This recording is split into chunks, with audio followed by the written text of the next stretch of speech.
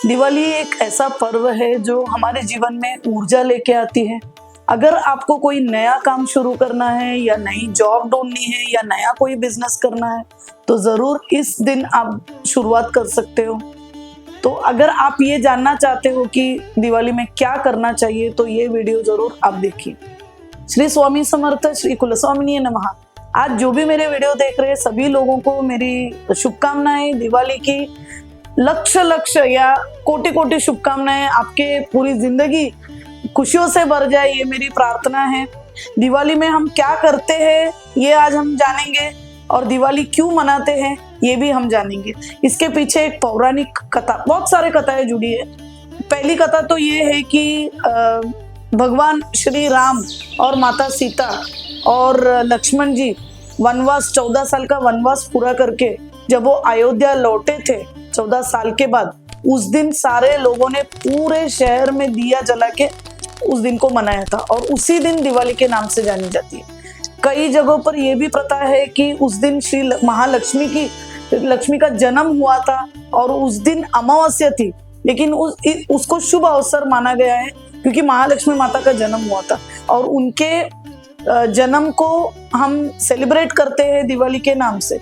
फिर कई जगहों पर यह भी मानना है कि विक्रमादित्य जो सम्राट थे उनका जो अभिषेक था, राजाभिषेक, ये दिवाली के दिन हुआ था, मतलब उस दिन को दिवाली के नाम से जाना जाता है। सबसे ज्यादा प्रचलित जो कथा है वो है श्री कृष्ण की कथा।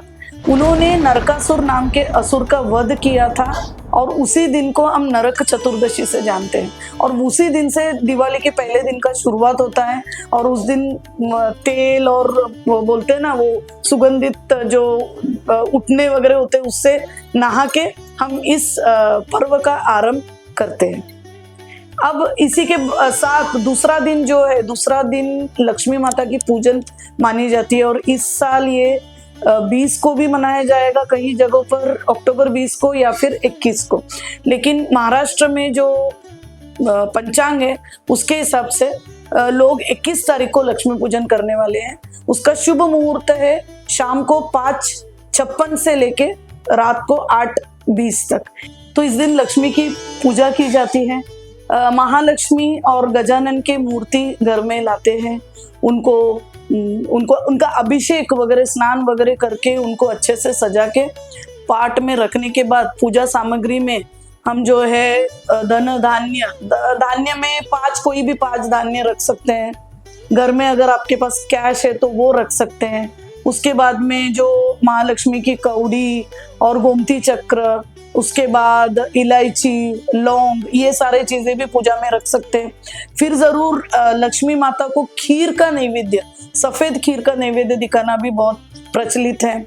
इसके बाद मिठाइयाँ जो हम दिवाली में बनाते हैं वो भी इसी दिन पूजा में नैवेद्य में रखते हैं।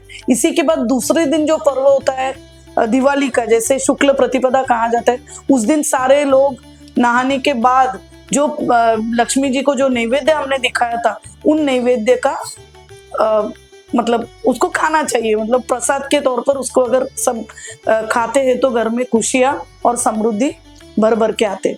अब दिवाली का पर्व का ये भी महत्व है कि ये जो प्रतिपदा जो दिन है, जो शुक्ल प्रतिपदा कहा जाता है या मराठी में इसको पाड़वा भी बोलते हैं, इस दिन में कोई भी नया काम अगर आप करते हो तो उसको ऑस्पिशियस माना गया और इसमें जरूर आप लोगों को सफलता मिलेगी। किसी का नया बिजनेस हो सकता है या घर में कोई नए काम की शुरुआत है या आपको कोई मतलब ऐसे भी है कि ये मुहूर्त, जो हमारा मुहूर्त है ना, उसमें से ये एक बहुत अच्छा मुहूर्त माना गया। तो इसमें बच्चे का नामकरण या छोटे बच्चे का अन्नप्राशन या फिर घर में कोई ऑस्पिशियस चीजें लाना, जैसे घर में कुछ बनवाना है, कबर्ड बनवाना है या जो भी है, मतलब नए चीजें खरीदना, ये सारी चीजें। और सोना खरीदना भी बहुत इंपॉर्टेंट माना गया। सोना भी अगर पाड़वा के दिन खरीदते हैं तो इसमें ऐसा बोला गया है कि ये बहुत ही प्रोग्रेस लेके आते हैं लाइफ में, यानी इंसान को कोई वेल्थ की कमी नहीं रहती। इसके बाद इस पाड़वे के दिन पति को तिलक करने का भी जो रिचुअल है ये यहाँ पे महाराष्ट्र में देखे गए हैं। यानी पति की पूजा नहीं बोल सकते, उसको पति का तिलक करना, यानी उनकी आरती उतार के उनको तिलक लगाना और उनसे कोई गिफ्ट लेना, ये बहुत बड़ी बात है यहाँ पर। तो उनसे गिफ्ट लेना, यानी वो भी घर की लक्ष्मी है करके पत्नियों का गिफ्ट देकर सम्मान करते। तो ये सारे चीजें दिवाली में करना बहुत शुभ माना गया है।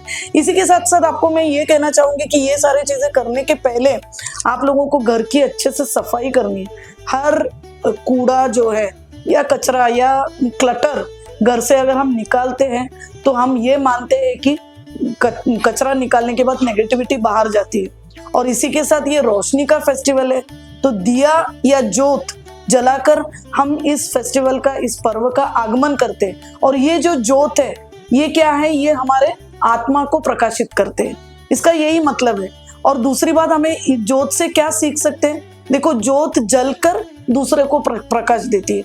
इसी प्रकार हमें भी ऐसे शुभ काम करने चाहिए जिससे दूसरों की जिंदगी हम संवार सके, दूसरों की मतलब परिवार के, दोस्तों के, और जिनको भी मदद की जरूरत है उनके जिंदगी को हम संवार सकते हैं। तो ये सारी चीजें हमें मानना जरूरी है, करना जरूरी है। इसी के साथ साथ आप लोगों को ये भी ध्यान रखना है कि पटाखे जलाओ, लेकिन इतना मत जलाओ कि वो सारा प्रदूषण करके फैला दे सारे जगह पे। दूसरी बात ये है कि दिखावा कोई चीज का नहीं करना है। अपने हद में रहकर हम कितने सारे खुशियां बांट सकते हैं वो हमें करना है।